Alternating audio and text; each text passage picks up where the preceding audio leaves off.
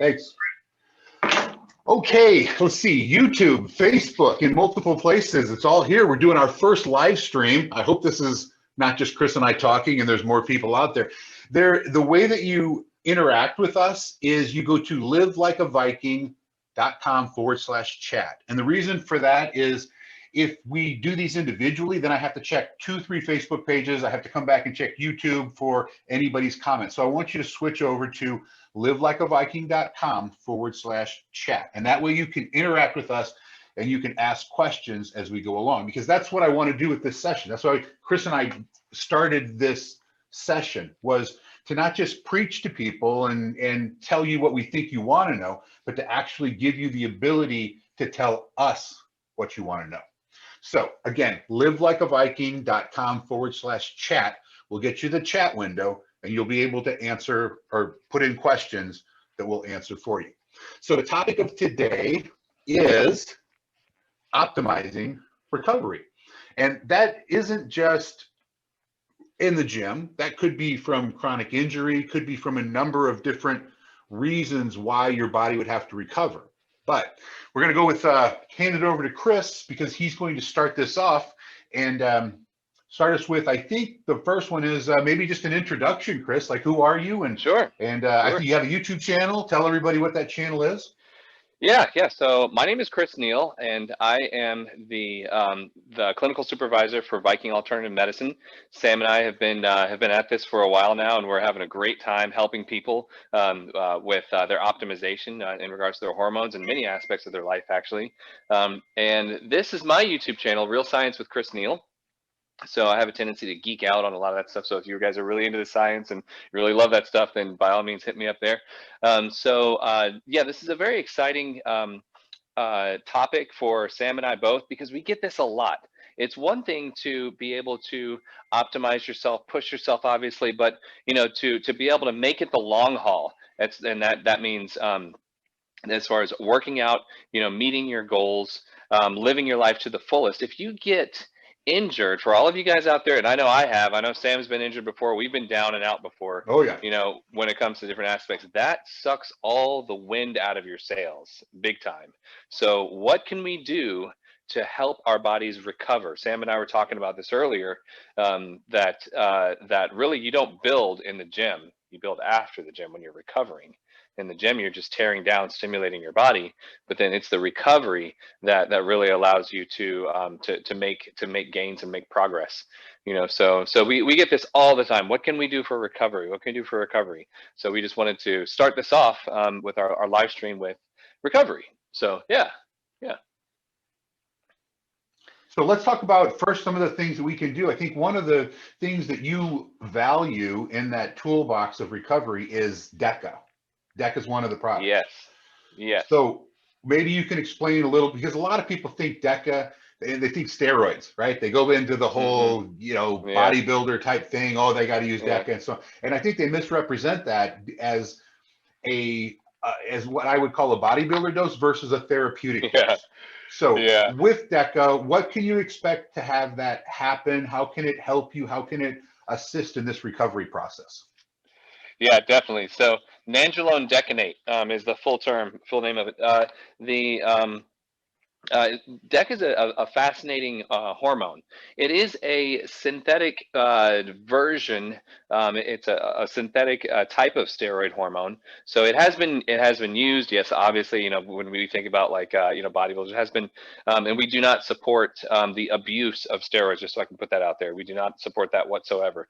But it does have very strong medical use. It's actually been used in orthopedic settings, in America and all over the world for decades now. I mean, they were giving Deca injections to little old ladies with arthritis, and because it works very, very well, and it helps with something in particular that's special about Deca is that as a cousin to testosterone, Deca is an anabolic, so it does help your body or get your body in the mood to build, but specifically in the way of collagen. So collagen is very, very important. If you think about all of the injuries that you've had in the past, the majority of them really, they're not so much muscular injuries. They're typically tendons, your ligaments, ACL, your rotator cuff, those are tendons and ligaments. So the smooth lining over your joints that that causes the bone on bone grinding, once it wears down, all of those aspects to your body that really slow us down big time as we age and stay active, all of those are made out of collagen. So collagen is what they're made of. Testosterone is a great muscle anabolic, but Deca comes in as the collagen anabolic. So it helps your body to build and replace collagen for all of those parts. And that's really what what really helps to keep us going, keeps us on the road. So it's great. Another nice. So with Deca, you're not just taking it and not see. A lot of people think with Deca you just don't feel the pain, but it's still there. But what you're saying is that Deca can actually come in and start repairing some of that damage. And that's why you start feeling better, not because it's just numbing you to where you're doing injuries to yourself that you're not even aware of. Exactly. Yeah. So that's the thing. This is why it's so important to geek out into and really dig into the mechanics as to what these tools actually do. So if you take a medication like, say, ibuprofen, for instance, ibuprofen, all it really does, it decreases inflammation. That's all it does. It has nothing to do with repairing anything, but decreasing your inflammation directly.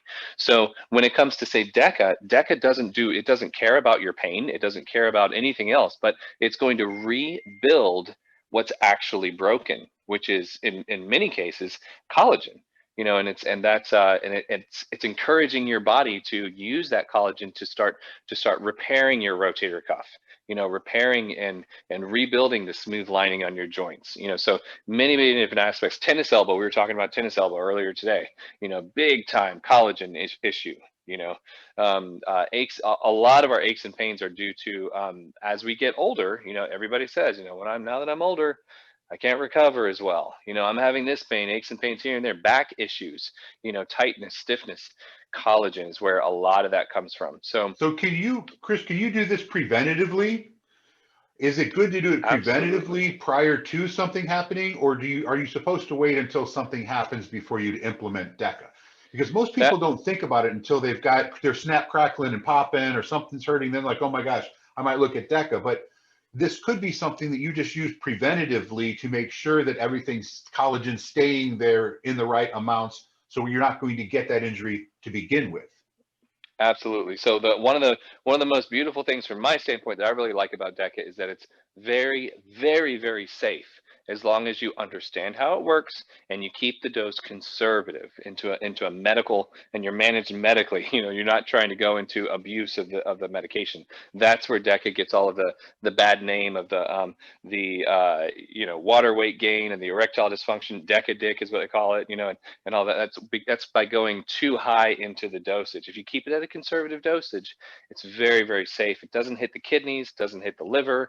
It really has very, very little, if any, effect at all to your estrogen balance and all that kind of stuff. So it's nice. You can run it in the background, long term, and have no issues at all, because mechanically all it's doing, it's in many ways very much like your testosterone. You want to maintain your testosterone levels to keep your muscles, and keep your muscular development, and many other things, but Deca does its part, by maintaining your collagen, throughout your life. So I even go so far as to say, hey, if you're a guy and you're already on testosterone and you want to live an active physical lifestyle and continue to do that, then think about all of the roadblocks that are going to come throughout your life. It's going to be injury, injury, injury. So staying on a dosage, a conservative dose of Deca, it's easy, it's really inexpensive, it's oil-based, so you can mix it in with your testosterone, so it's very easy to do. So I like it. I'm a big fan. So Chris, we got some questions coming through here already. So, and for those of you that just joined us, if you want to give us questions, we want interaction here. So if you want to send us questions, it's livelikeaviking.com/chat. And that consolidates all of your questions where I can see them on the screen and I can throw them over to Chris so he can get them answered. So the first question that I have is a message asking, how does the side effect of Deca, affect your sexual function while on testosterone? So Okay. how does that thing go with maybe with prolactin and stuff? Why do you get that? Yeah. So, okay, so we already know that testosterone has an aromatization issue, or it it can convert into estrogen, right? And estrogen has its own source of problems. That's just a part of the steroid tree. So Deca is considered a 19 nor. It's a different type of steroid. So it has its own conversion, and it can convert or aromatize into not really aromatize, but it does convert into another steroid called prolactin. So I'll put that up here. So if you're pushing too much Deca, then you can get prolactin. Prolactin is a hormone that in men, well, men especially, it's a hormone that's supposed to sit very low and very quiet your entire life. It's usually somewhere around the range on labs, between like 5 and 12. So and it really doesn't do a whole lot. But if that number goes up because you're taking certain types of medications, a head injury can cause it. Overdosing on Deca can absolutely cause it. That pushes the conversion over into prolactin, and that causes a problem. So that's where that comes from. Absolutely, absolutely prolactin. It can also even cause a gyno and a bunch of really other bad things. So we don't push on Deca too much as far as the dosage for that reason. And if it is a problem, when we see that in labs, there's an easy way to fix that. So we know how to do that too. So we have our consultation, we look at the labs, and there are prolactin blockers that you can take, to prevent that from happening. Okay, called cabergoline. Okay, so we take Caber if we have that prolactin buildup, and that keeps it down. Another question is how long do you typically have to take Deca? Because a lot of people think on a therapeutic dose that you're going to have to cycle this, right? So, and I'm pretty sure that that's not the case if you're on a therapeutic dose. But explain that a little Yeah. further. How long can you take it? And is it harmful if you continue to take it? So a lot of people, when they talk about steroids, they just assume that you have to cycle it because that's what bodybuilders talk about all the time. If you're on a safe dose and your body likes it and your body does okay with it, it's not damaging you in any way. There's no reason to cycle. The only purpose of cycling is to get off of something because it's so harmful to you over a certain amount of time. We do have certain medications that we do that with, but Deca is not one of them. As long as you keep it at the appropriate dose, you can just stay on it. So it's and it works very well. Okay. And another question is, I was in a motorcycle accident September 5th and broke 6 bones, ankle, toes, both feet. Wow.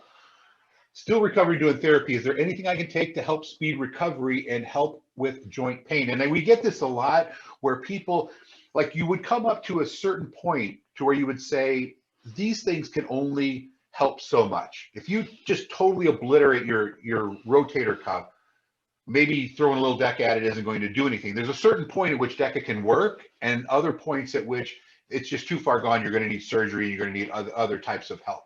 So with this guy who has all these broken bones and everything, what is it that he could do from a recovery standpoint to help with joint pain? So there's a lot. There's a lot there. So if I were to say, let's say, what can we do to throw the kitchen sink at him? We're really gonna put everything into it. This is kind of split into two parts. The first part, and we haven't gotten into this yet, but the first part is there's things that I can do as a provider, medically speaking, medication supplements that we can provide to encourage your body to really want to heal this as much as it can possibly be healed, without going in surgery and things like that. And then there's things that he's going to have to do. Okay, so and that's there are, and we work together. We work together at this so that proper nutrition, obviously, getting in enough protein. He needs to essentially be on some version of borderline, a workout diet, because his body has a lot of recovery and rebuilding to do, so he needs to make sure that he's not nutritionally deficient in any case, fats, carbs, protein, obviously getting enough sleep, those are all of those things, trying to minimize stress as much as possible. So all of those things are things that he can do. So from a medicinal standpoint, TRT obviously is the foundation. Your testosterone sets the mood. Getting your body in an anabolic state in general is huge. I can't tell you how many people I see that have had major medical issues, major accidents, a lot of broken bones. They go under anesthesia, and that just wipes out their hormone balance, completely, to the point where their body doesn't really care anymore, and about recovery or anything. So we have to reset that as a foundation first. After that, the next step I would say would be definitely Deca. It's very easy, and it's going to increase his collagen. So in all of those injuries, all of the bones that he mentioned, he didn't just break bones. He broke bones, yeah, but he also has a lot of soft tissue injuries. Those bones are connected to ligaments and tendons, and they're very, very important, for that collagen to be a part of that recovery too with Deca.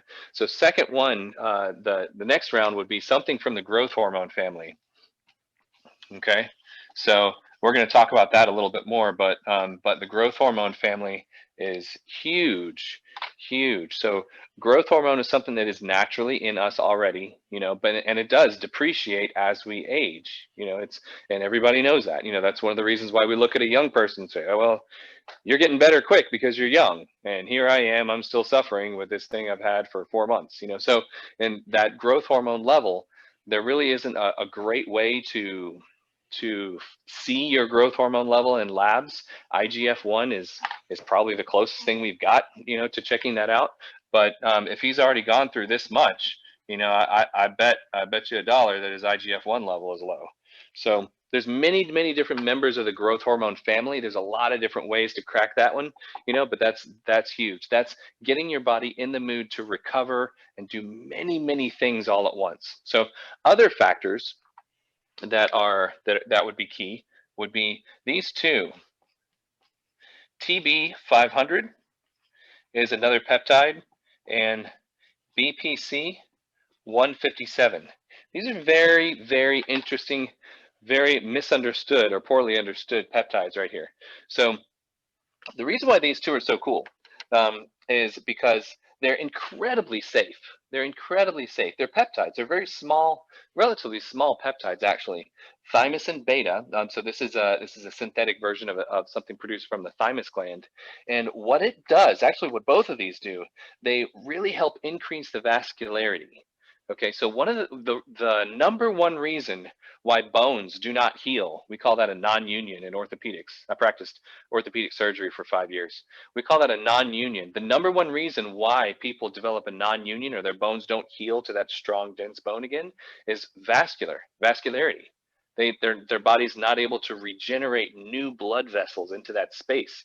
And that's important. It's vital for any type of healing at all. So TB500 is cool because it's the synthetic version of a natural peptide in your body that is produced at the site of an injury. The body naturally already produces it, and it sends an information. It sends a signal to the cells to start building protein, especially actin.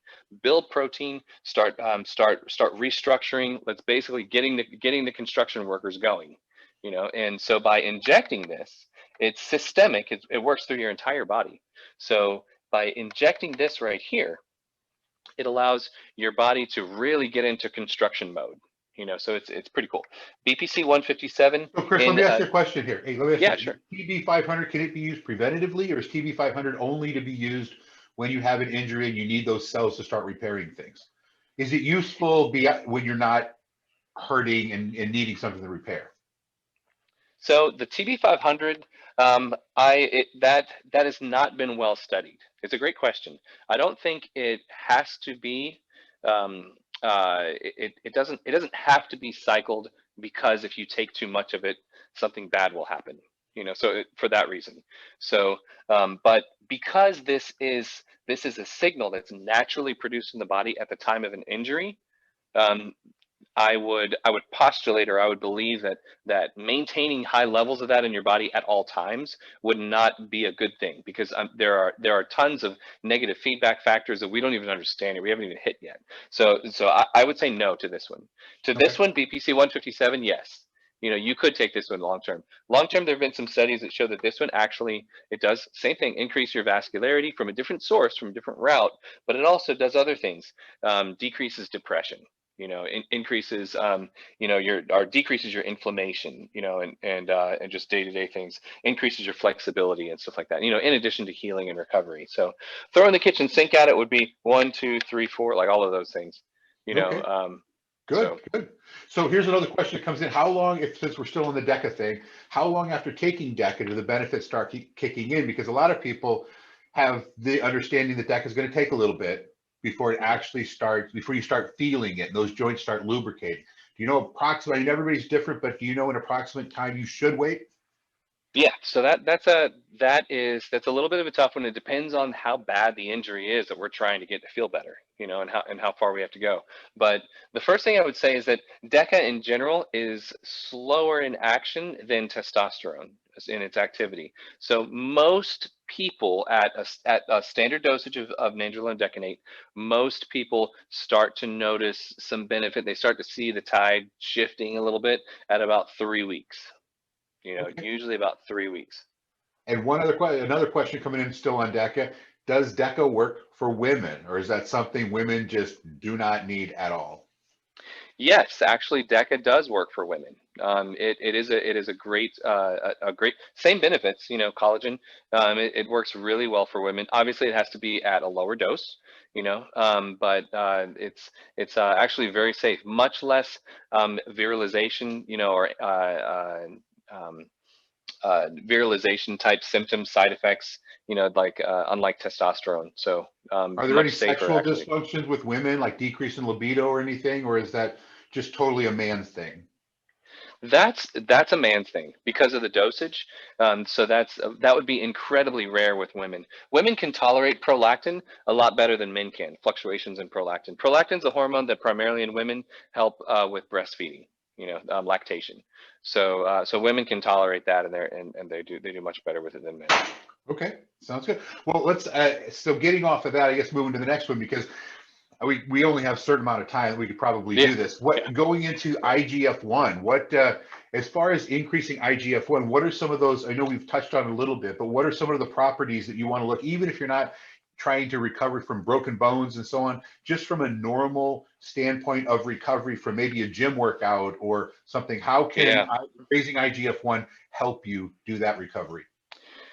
So IGF-1 is very poorly understood. The best way I can describe growth hormone, the whole picture and everything, is kind of like this. Have you ever seen those pictures or have you ever seen a video of the guys that set up dominoes? Mm-hmm. And they set them up in a row, and they have this beautiful picture, of what the domino, once they all fall down, what happens. So they always start out in a straight line, right? There's always like 5 or 6 dominoes straight, and then they start dividing and doing a bunch of things. Okay. Mm-hmm. So if we were to pick up domino number 5, in the row, that's in the brain. In the brain, it's pretty much a straight line. So if we were to pick up domino number 5 and look at it, it would say HGH, or human growth hormone. HGH 191, 191, amino acids. Okay, put it down. But it's just a domino. Like, what we're after is the whole picture. We're after the recovery, sleep, skin, hair, nails, being able to heal from injury faster, increase metabolic efficiency. So trying to keep lean, digestive support, there's that's the beautiful picture that we're looking at on the end. HGH is just a domino. If we were to look at, that's domino number 5. If we were to look at domino number 4 and pick it up and look at it, it would say growth hormone releasing hormone, which is samorelin. That's synthetic samorelin. It's the same thing. The body doesn't care. It's just another domino. So as long as we knock over the dominoes, it doesn't matter if we knock over 4 or 5. We're going to get the whole picture. Okay. So now that also goes in the way for like CJC 1295 is another one. So other factors are members of the growth hormone family. They're kind of they're cousins of the growth hormone family. MK677, ipamorelin, those are 2 really common ones. They're great hormones too. They also will knock over, domino number 5 and take out the whole picture, but they also do some other things too.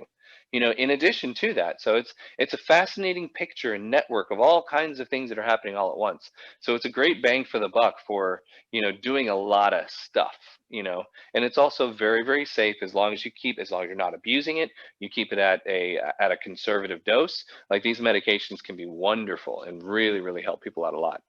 So do you need to cycle these IGF-1 enhancers, or can you just continue to take them 7 days a week? Some people say you're supposed to take the weekends off to reset receptors and so on.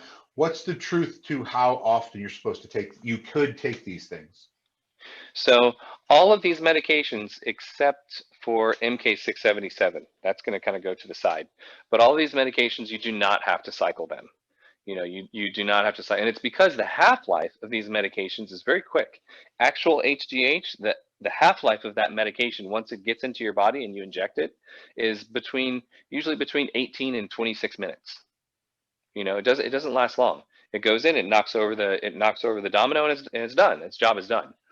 So there's not enough time for your body to build up negative feedback and all kinds of. It's different than testosterone. Testosterone hangs around in your body a long time, and there's checks and balances to keep the levels right. But 18 minutes, and you don't have time for all that. So we don't have that issue. So how does food affect how you take something that would increase IGF-1? Do you want to have a period of fasting prior to? Do you want to have a period of fasting afterwards? Because you have such a short window for it to work, what's the optimal climate for it to work in your body from like a nutrition standpoint? You feeding it or not eating or eating? Yeah, that's a good question. So when it comes to injecting pretty much a lot of peptides, but specifically Samorelin, growth hormone, ipamorelin, CJC1295, you want to try and inject them when you're relatively fasted, or when you haven't eaten much, when you don't have a lot, when your blood sugar is are relatively at its lowest. And the reason behind that is because they are carried by what I call our UPS trucks. They're carried by our insulin. Okay, so if your UPS trucks are full of sugar because you just ate a big piece of chocolate cake, then they're full of sugar. So your Samorelin is just going to be hanging around waiting for a UPS truck to empty. And in the meantime, it's dying because it only has like 15, 16 minutes. So we want to try and take those, typically in the evening. It's not a make it or break it, but you want to try and take it in the evening on an empty stomach, if you can, and then let it go in and do its thing. Okay. Somebody else asked, what's your take on IGF LR3 from the So growth? yeah, so when it comes to the best way I can describe that is in a picture. So we have the brain, right? And the brain, these are our dominoes. Okay. So by the time the signal actually gets over to the liver, okay, these dominoes are in a straight line here. Okay. So by the time it gets to the liver is actually what develops, your IGF. That's where IGF comes from, but it's based on a signal, or one of the previous dominoes knock over, your IGF. So that's where IGF is at, right? So there's all kinds of things that happen here. Like all kinds of things are happening way before it even gets to IGF. Okay, and then once IGF comes out, and there's different growth factors and stuff. But once your IGF is produced and your different factors are out, then IGF goes and does a bunch of things too. So which would you rather have? Would you rather knock over this one? Would you rather boost this and just get this stuff? Or would you rather boost this right in here and get all of this and all of this? So you're missing out on a lot of the picture if you're just injecting IGF. So the LR3 comes in how into that? So that's like it's still attached. It's still like that kind of extends the length of it, or extends the life on Okay. it, but it's still not going to. You're still missing out on a big part of the picture. Okay. And our peptides, there's a whole controversy between peptides being injected, even, like what we're talking about here, IM or subcutaneously. Some people, you have camp that says subcutaneously? And can you mix those with like your testosterone? People ask that Oh, all the time. Can I yeah, I mix get like a asked that all the peptide with time. my? Yeah, I want to do one yeah, shot, not two. So first of all, yeah. are they inject IM or sub Q? Is which is the best delivery method? And second, hmm is it possible to mix an oil base with a water base? So, um, the can you do all of those things? Yes, you can. Should you? Are you going to get the most out of it? No, you're not.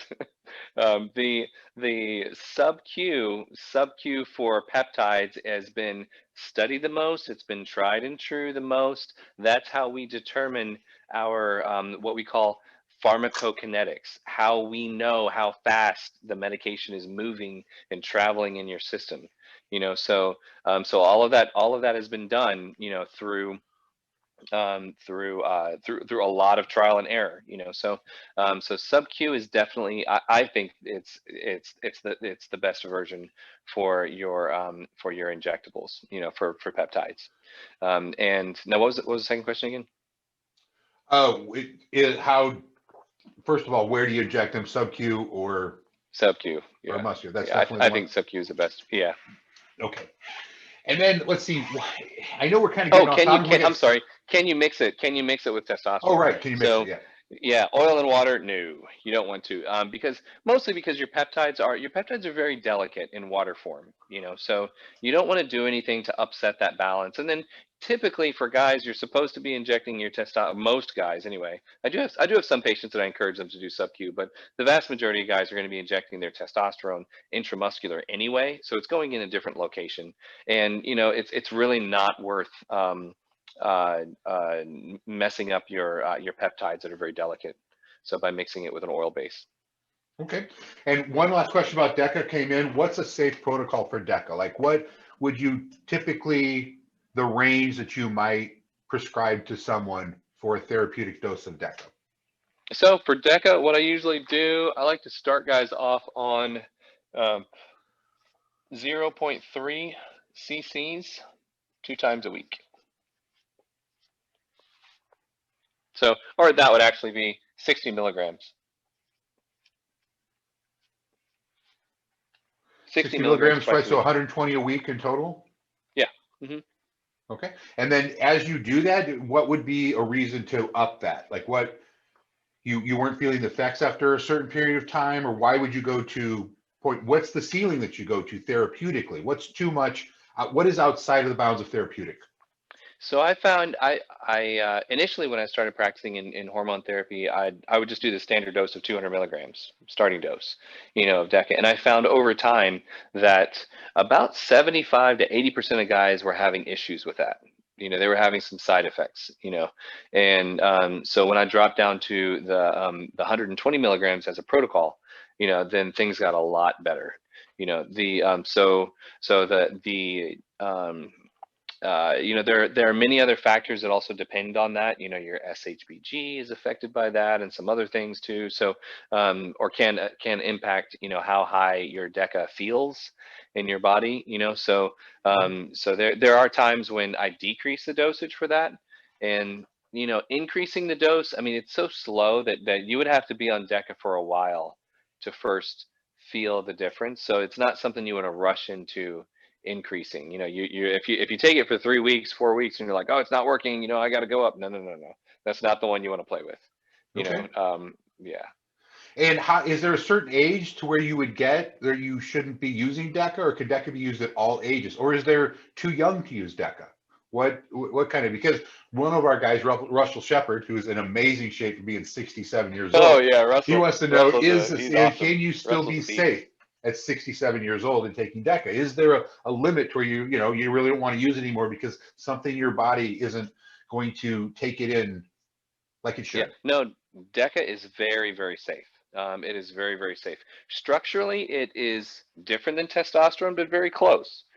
So your body handles it very, very well. So no, there's really no top end age, that it can be given. Actually, like I was saying before, in orthopedic clinics all over the country, actually prior to Jose Canseco, I'm showing my age. Prior to Jose Canseco, like the DECA was injected to you know, little old ladies in orthopedic surgeons' offices all the time, you know, as a typical steroid injection, you know, to protect against arthritis, to help rebuild collagen and things like that. So it's perfectly safe.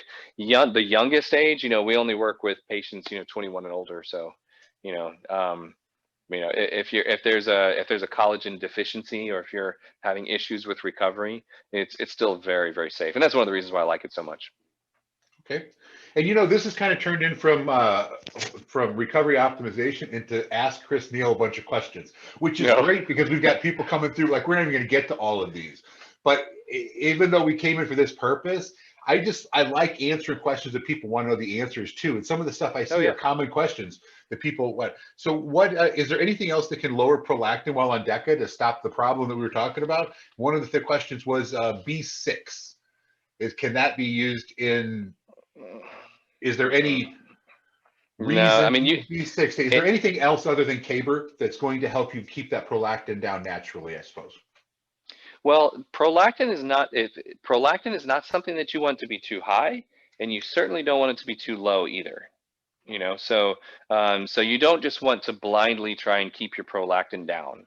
You know, a lot of people think, oh, if I take Deca, I have to take Caber. That's not that. You don't want to just walk into Caber, you know, blindly. You know, you should take that if your levels on labs are too high. And too high, a lot of times, I mean, I've seen guys that have pretty bad symptoms at a prolactin level of 16 or 17. You know, like I said, normal levels are between 5 and 12 usually. You know, so yeah, you don't, and the symptoms are just as bad if you're forcing your prolactin too low by going into like 4 or 3. You know, so B6 is not really that effective at blocking this cascade right here. There really isn't anything medicinal that's maybe some herbs out there, but there's very little that's out there besides Caber that'll really help that. Okay. And another great question is, because everybody wants to lose weight. That's, you know, on 99% of everyone's minds, how do I lose weight? But one of the questions is, what is the #1 hormone that gives the best bang for the buck for fat loss? Now, obviously, nutrition, people can't take that out of the picture. You have to eat right. You can't eat Big Macs, take something and expect that it's going to do anything. But if you're following things and you want to have something that would assist with your weight loss, is there anything out there in the hormone and the peptide, any of these things that really can make an impact to help you lose more weight if you're trying to do the right things already, anyway, give you that extra edge? That's a loaded question, and we might have to save that one for another. That's gonna be a whole. That's a whole topic. Yeah, that's a good topic. That's a good topic. Yeah. But the one I would have to say, if I had to pick only one, and your TRT is aside, so your hormone, like that one would definitely be the #1. But with that one aside, I would say Samorelin would probably be the best bang for the buck. Only because of one factor, because it does so many different things. And in order to lose weight, you have to have so many different things happening all at once. You have to sleep or you can't lose weight. You know, Samorelin helps with that. You know, your metabolism has to be running on point. Samorelin helps with that. You know, you have to work out, and if you're not recovering from your workouts and you got to take 4 days off because you're hurting yourself, you know, then you're not going to be able to lose weight. Samorelin helps with that. You know what I mean? So like all of these things, you know, so I would say that one is the biggest bang for the buck. I wouldn't call it a fat burner. You know, it's not, you know, nothing is going to be magic, but this one's going to check the most boxes. Okay. You know, if you're looking to lose weight naturally in a healthy way. All right, one of the questions came in and says, do you prescribe Caber at your clinic? That question, the answer is yes, if you warrant Caber, right? I mean, just there has to be a reason for it. Yeah. Okay. So let's see. Another one is, does a 1-inch pin for an IM injection actually work? Or is it too shallow? You know, insulin needle or the 1-inch needle, I guess, for the IM syringe, is that good enough? 1.5, is that going to matter on? Because a lot of times we have people that might be a little bit overweight, and one of their questions is going between like microdosing, like I do, or going to the IM syringe. And part of the problem where they want to inject is that you have various levels of fat. Now, Yep. does that have to get through the fat layer and get into the muscle for testosterone? I know you can sub-Q testosterone, but that doesn't really seem to be the most effective method over. Hmm. Can you use a 1-inch pin, get into the muscle all the time? Is that, or even a Yeah. half-inch pin? Where do you go? Even as a half-inch pin, can it get in there? And how do you know that it's in there? Yeah. So many people get they get tied up into the size of the needle, and they open up the needle and they, oh my God, it's this long. I have to put this much of the needle into me. You don't have to bury the needle. All right. So this is how you figure it out. And I want everybody here to do this a little experiment. I want you to pinch an area of your body. Okay. So like pinch maybe your deltoid. Okay. You can pinch and pull up on skin and subcutaneous tissue only. If you really feel it, you can't pinch and pull up on muscle. It doesn't move like that. Right. Okay. Now, if you pinch at your belly, you might be able to pinch a little more. You can pinch and pull up on that. More than I Sam might want to not be able pinch, Chris. More than I want to. So, or your glute, you can pinch and get a good pinch there. So that's that space, that amount that you're lifting and pulling, that is subcutaneous tissue. Okay. So the part that you cannot pinch, that is muscle. All right. So pinch here. If you can estimate how much depth do you think that is between your skin and your muscle and your deltoid right there? That's not a lot. No, There's not quarter a, of an no. inch Yeah. tops, Right. maybe a quarter of an inch. So that's how far you need to go, until you get into the muscle. Once you're in the muscle, you're in the muscle. You don't have to use a full inch. So that would be the best way I would say, that you can determine that. Okay. And let's see. Yeah, someone's asking for a fat loss session, for us to do a fat loss session, like how to optimize Oh that yeah. fat. I know that's a big one. Oh yeah. Yeah. So why don't we just touch on one more thing, and then we can do this like next Thursday. We can do whatever you want. And I I like think it. the I thing like is it. just let's ask Chris questions and find out and kind of go from there. That's a good one. Next Thursday is Thanksgiving, isn't it? Oh, okay. We probably don't want to do it Yeah. then. My wife would kill So me. Okay, yeah. so some other time it's coming up soon. Let's just do Yeah. that. But the last thing is touching on sleep, because I don't think people sleep, maybe sleep in water, and how those two things affect recovery as well. Because I don't think people put Mm. enough value into sleep or staying hydrated. Yes. So those two factors are very, very, very important. So just like we know protein is absolutely vital in order to build muscle, in order to recover from injury. Like you cannot do that without water. Like the body like mechanically it can't happen. It's a raw material. It's literally like making concrete with just the powder. It just doesn't happen. You need water in there. So it's very, very important for that. When it comes to sleep is directly connected to our steroid hormones, directly connected through melatonin is a steroid, so, and that whole family, so, which is also very closely connected to cortisol. Okay, so when cortisol levels are high because you're not getting enough sleep, it makes drastic changes to your metabolism, to your ability to burn off fat, and most notably your ability to recover also. So those things are absolutely vital to recovery. You And have how to much have sleep that. should you get? How much sleep you should get, and how much water should you drink? I mean, is there a certain calculation for your body if you're 6'3" or whether you're 5'10", or should you just everybody should drink a certain amount of water to get enough in? And then how much sleep do you really need? I know it's going to depend on the body, but what does the science say you should get at least this much? So, science, says it's very vague. There's not a lot of great specificity into that, but you want to try and at least get in, if you're specifically recovering, you're trying to recover from something, you want to try and get as close to 8 hours as you can. If you're really trying to focus on recovery, it's really important. It's actually more important than watching the news. It's more important than, surfing the internet or checking Facebook. Getting adding that Mhm. additional hour of sleep is really important. I did a video actually on my YouTube channel, all about the how important sleep is. And there's this process that I call landing the plane. That's very important. So many of us are, we're so busy, we're running around like crazy, we're working out, and then we're trying to, keep up with our social media and everything, and then it's time for bed. It doesn't work like that. It's like landing, putting yourself in a landing pattern, and slowing things down before bed. You'll actually have a much, much more efficient sleep.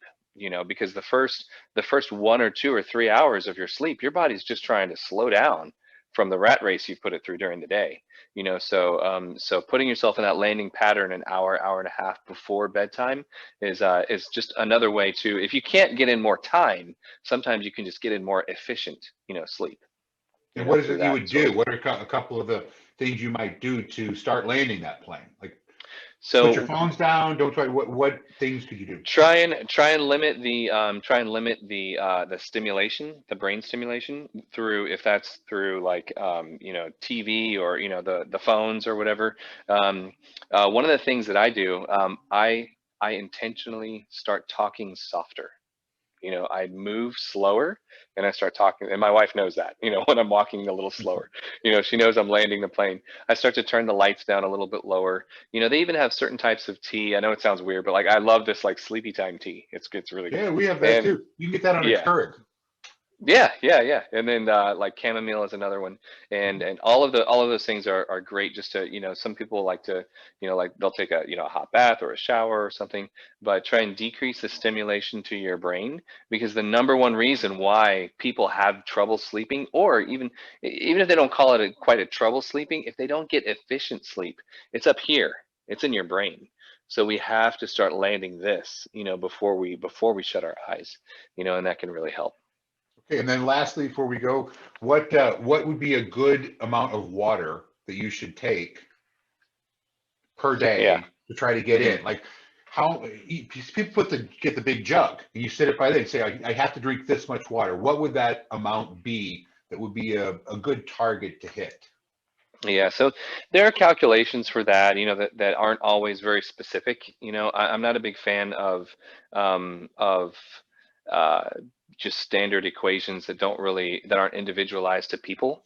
You know, so there, I don't have a great answer for that. I always try and tell everyone to shoot for a gallon of water a day if you can. That's a lot.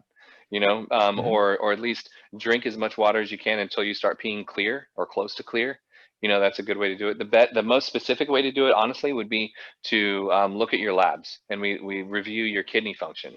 And I can tell everybody's born with different types of kidneys, you know, so I can tell based on your kidney function how well you're hydrated, you know, and that's the most specific way to do it.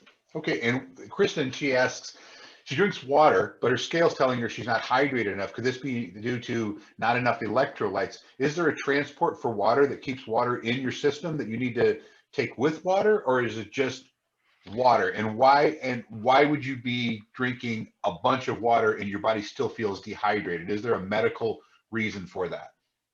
Yes, that's a complicated question. There are medical reasons for that. There are electrolyte disturbances and electrolyte issues. Depending on the rest of her diet, you know, and what she's taking in, you know, I would want to look at that. There are some people that actually take in, to try and fix this, they take in salt supplements, you know, with their water or just with their food, you know, to try and offset that. But you know, the scales that I'm assuming that she's talking about one of those scales with the silver pads that you step I'm on, sure. you know, and you know, they're not incredibly accurate. So you know, I would say, you know, if you're working out regularly and you are breaking a sweat, you know, appropriately, and you know your pee is relatively clear, then those are the best telltale signs that you're doing well from that standpoint. So does it take a while before you get hydrated, or should you like go No. for a few days to do it, or can you get hydrated in a really short period of time? Yeah, you can, well, you can get hydrated in a short period of time, but your body gets used to it in about, you know, a week. You know, Okay. if you just But start that's how chugging long water your today, body's you'll be not going to fine. retain water. Because what I've heard Yeah. before is that when you get that, if you're dehydrated and you do that on a regular basis, then you take this surge of water in, your body's going to say, oh my gosh, I haven't had water in a long time. I'm going to keep this. And then after you continue to take in that water supply day after day after day for a while, then your body gets used to it. It's like, okay, I'm going to have this water. I can release some of it and not be Yeah, waterlogged or have have exactly. excess Yeah. water.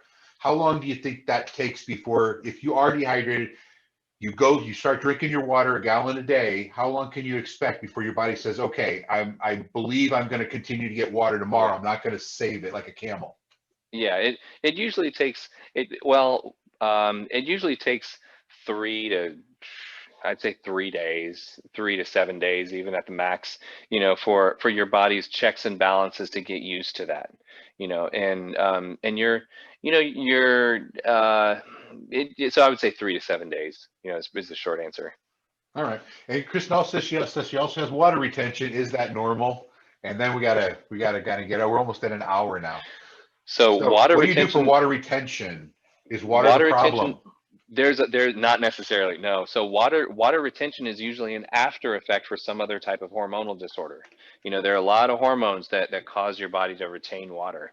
Not just dealing with your kidneys. Estrogen being one of them.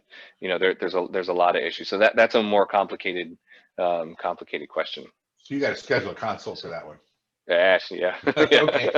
All right. So, this was the first one to do live streaming. Thank you, Chris Nelson, which is our IT girl, for setting all this up and allowing this to stream from Zoom over to YouTube and then to multiple Facebook pages. And then also, obviously, to you, Chris. And people need to check you out on your YouTube channel, Real Science with Chris Neal, where you actually geek out on this stuff. If you want to get into the geekiness, that's where Chris loves to go. So that's kind of if you like that stuff, go to his channel and check that out. But I think we should. I'll put this out when we're going to do these things. But I think we should do these like once a week, once every 2 weeks or so, and just let people ask questions.